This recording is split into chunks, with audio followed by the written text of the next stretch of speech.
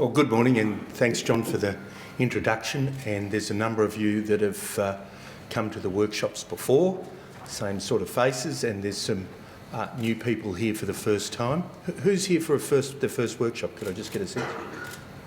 Yeah. Okay, well, that's great. So it's good to get some new people and to spread it around a bit.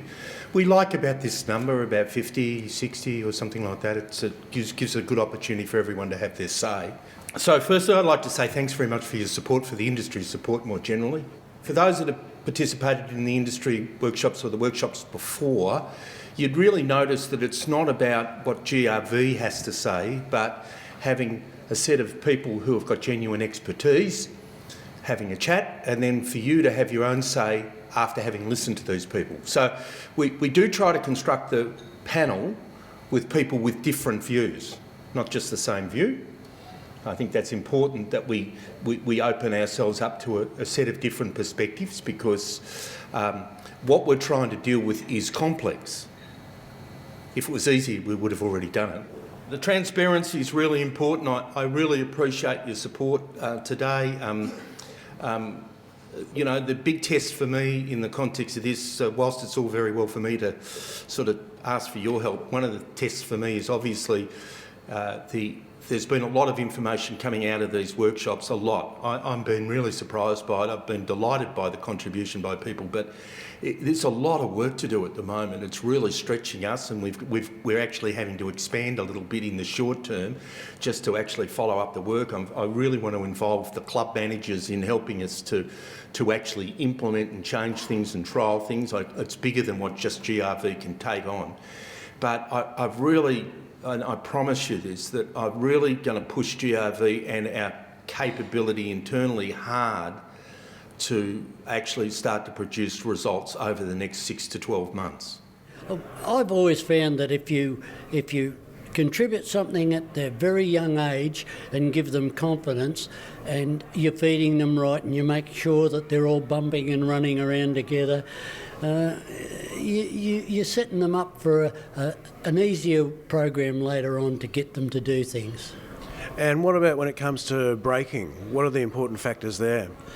Well, breaking is you've got to sort of get the animals or the race dogs when they're pups to actually grab onto a squeaker or a lure or something, and then when they see that going around, they're quite interested in it, because you've already taken them out in the paddock. I use a big piece of electric piping, and I drop a lure on a string, and I use it in a big circle around me, and it's almost like a lure on a bullpen, and they grab on it and they love it.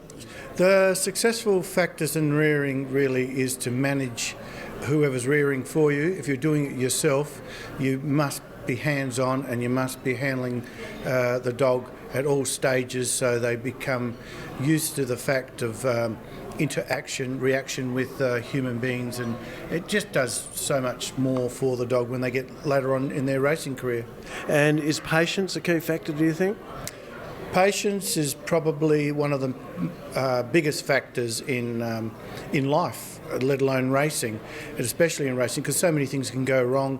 Some dogs won't be ready at certain stages, some will come good later with maturity. So patience, if you haven't got patience, you're really in the wrong game. Is there anything a rearer or breaker can do for the future rehoming of dogs? No, not at that stage. I think a race dog is totally different to a pet, and we have to separate the two. As long as the greyhound is properly socialised, it will turn into a good pet with a small amount of work at the end of racing. Okay, and can you tell me what makes a good breaker? As far as an individual person breaking in dogs, somebody that's observant. You have to be observant in this game, because with the dogs are all individuals, and with young dogs you need to notice if there's any injury, if there's any lameness, any soreness. You have to look at the dog as whether it's confident or not. So if you take it along too quickly, you'll make mistakes and the dog will not develop that confidence. So the observance of the dog is really important, knowing your dogs and how to work with them. The responsibility the rearer has is to bring forth a dog that is well socialised, confident with people, keen, and used to different situations, so it will settle well if it's moved around. So exposing it to plenty of handling, maybe taking it in a car, putting it into a small box like a race kennel at a bull ring to watch other dogs chasing the lure, put it into the bull ring so it has that opportunity, put it through the racing boxes, the starting boxes, all that type of thing. It hasn't been a responsibility for them in the past, it's been the owner's responsibility.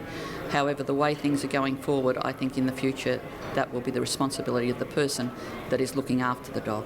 What are the factors that contribute to successful rearing? Oh, look, it's a number of things and that, but I think the most important thing is that you have to feed the dogs properly. They must have exercise because you've got to develop muscles and bone, ligaments and lung. They've got to be able to get down and gallop. Good food, worming, flea control, a nice warm bed to sleep in the night, nice dry warm bed, shade in the summertime. They're probably the biggest parts of it. Yeah, the rearing role is very, very important to the greyhound's life and that, because, I mean, from the breeder to the rearer's got him for 11 months of that time, and it depends on what they do with him as to how they're going to turn out at the end. Well, obviously successful rearing is the main part of the puppy's initial lifestyle. He needs to be handled well, he needs to be well adjusted, and the more handling you can give him at a very, very early age, and I'm talking about if you possibly can from when the pups are actually whelped, the more the dog will actually bond to you. And does that have an impact on them getting to the racetrack? Oh, it certainly does. I mean, the impact on the puppies getting to the track, it's a social impact. You certainly wouldn't leave your child in a bedroom until it got to be 14 years of age and then say, let's head off to school. And it's exactly the same with the puppies. So is there a lot of responsibility that rests with the rearer? I don't think it rests with the rearer as much as the owner. It is the owner's dog, so therefore it's the owner's responsibility. So therefore the owner should, if he cannot do it himself and it goes to a commercial farm, it's his responsibility to either pay enough money for that person to have the time to be able to handle the dogs one-on-one, or to go down on the weekends or off days and actually get the puppy out and handle it himself. It's his dog. It's his responsibility. You can't have a child and give it to the next door neighbour and say, I'll give you X a week and I want a university student. The responsibility rests with the person who owns the dog.